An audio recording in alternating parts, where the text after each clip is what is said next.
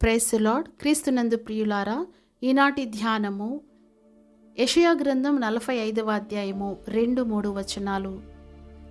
నేను నీకు ముందుగా పోవచ్చు మెట్టగానున్న స్థలములను సరాళము చేసేదను, ఇత్తడి తలుపులను పగలగొట్టేదను, ఇనుప గడియలను విడగొట్టేదను, అంధకార స్థలములలో ఉంచబడిన నిధులను, రహస్య స్థలములలోని మరుగైన ధనమును నీకిచ్చేదను. దేవునికి మహిమ కలుగునుగాక.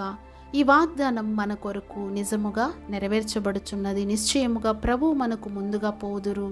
మెట్టగానున్న పరిస్థితులను, మూర్ఖులైన ప్రజలను మనము ఎదుర్కొనవచ్చును.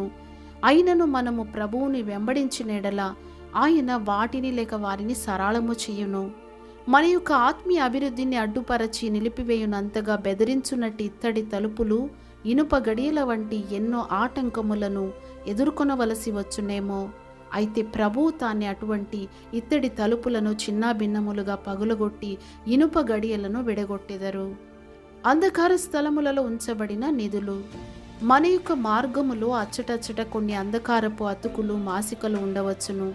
అయినను అంధకారములో ఉన్న ఎన్నో అమూల్యమైన విలువైన ఆత్మలను విశేషమైన నిధులుగా దేవుడు మనకిచ్చేదరని స్వయంగా వాగ్దానం చేసి ఉన్నారు. రహస్య స్థలములలోని మరుగైన ధనము.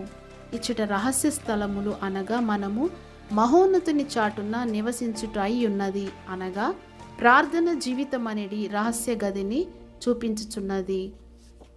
91వ కీర్తన 1వ వచనం. ఎవరైతే ఒక లోతైన ప్రార్థన జీవితము కలిగి ఉందరో అట్టి వారికి మరుగైన ధనము ఉంచబడి ఉన్నది. ఇశ్రాయేలీయుల వలెనే మనము కూడా అరణ్య యాత్రలో ఉన్నాము. అయితే ప్రభువు తానే మన ముందుగా వెళ్ళేదనని వాగ్దానము చేసిరి. 33వ అధ్యాయం నిర్గమకాండం 14వ వచనం. నా సన్నిధి నీకు తోడుగా ముందుగా వచ్చును, వెళ్ళును, నేను నీకు విశ్రాంతి కలుగజేసేదనెను. మనకు విశ్రాంతినిచ్చుటకు ఆయన సన్నిధి మన ముందుగా పోవచ్చున్నది.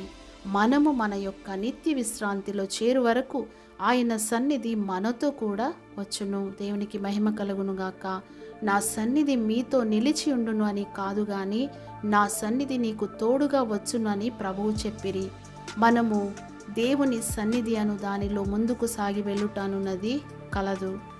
అది మనలను ముందుకు సాగిపోజేయును. అది మనలను ముందుకు సాగిపోవునట్టి తీవ్రమైన క్రైస్తవునిగా చేయును. సువార్తకు ముందుకు సాగిపోవునట్టి శక్తి కలదు. మత్తయి సువార్త 28వ అధ్యాయం 19-20 వచనాలు చూడగలము. కాబట్టి మీరు వెళ్ళి సమస్త జనులను శిష్యులనుగా చేయుడి, ఇదిగో సదాకాలం మీతో కూడా ఉన్నాననే మాట మనం చూడగలము.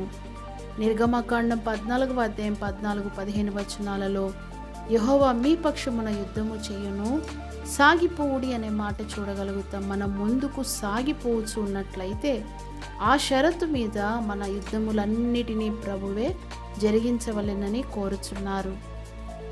మన యొక్క భవిష్యత్తు ప్రభు యొక్క హస్తములో ఉండిన ఎడల అది ఆశీర్వదింపబడినదిగా ఉండబోవునని మనం ఎరుగుదుము. నిశ్చయముగా ఆయన మన కొరకు మహా గొప్ప సంకల్పములు కలిగి ఉన్నాడు. మనము దాటి వెళ్ళు మార్గములు మనకు తెలియకపోవచ్చును, కానీ మన ముందుగా వెళ్ళునది ఎవరో మనకు తెలియను. ఇలాగూ తెలుసుకొనుటలోనే అసలు తేడా కలదు. యెహోవా నిన్ను నిత్యము నడిపించును. క్షామకాలమున ఆయన నిన్ను తృప్తిపరిచి నీ ఎముకలను బలపరచును. నీవు నీరు కట్టిన తోట వలెను, ఎప్పుడు ఉబుకుచుండు నీటి ఊట వలెను ఉండెదవు. యెషయా 58:11. చీకటిని వెలుగుగా చేసి ఆయన నీ ముందు పోవువాడు. సత్యమగు జీవమగు మార్గము యేసే. దేవుని యందు నిరీక్షణ నుంచి ఆయనను స్తుతించు నా ప్రాణమా. దేవుడు మిమ్మును ఆశీర్వదించునుగాక. ఆమేన్.